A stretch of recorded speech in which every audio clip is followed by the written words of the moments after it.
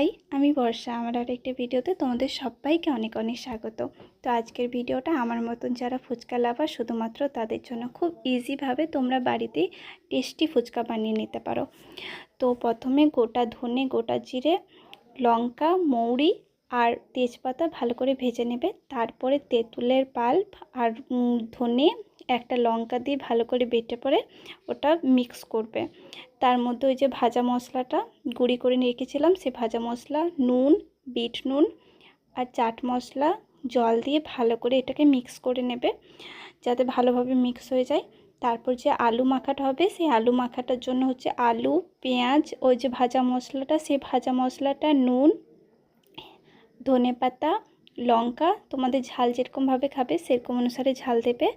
আর তার সাথে ঘুগনি যদি হয়ে থাকে বাড়িতে তো দেবে, না হলেও চলবে। তো দিয়ে ভালো করে মিক্স করে মেখে নেবে ভালো মতন। তারপর যে ফুচকা পাঁপড়গুলো হয় সেই ফুচকা পাঁপড়গুলো ভেজে নেবে। একটু যদি রোদ, সারাদিনে সকাল থেকে যদি রোদ দিতে পারো ফুচকা পাঁপড়গুলো আরও ভালো ফুলবে, আরও ভালো লাগবে খেতে। তো সেটা বানিয়ে এরকমভাবে তোমরা খেয়ে দেখো, আর আমার রেসিপিটা কেমন লাগলো জানিও। একবার ট্রাই করো অবশ্যই বাড়িতে। আর আমার ভিডিও ভালো লাগলে আমার চ্যানেলটি অবশ্যই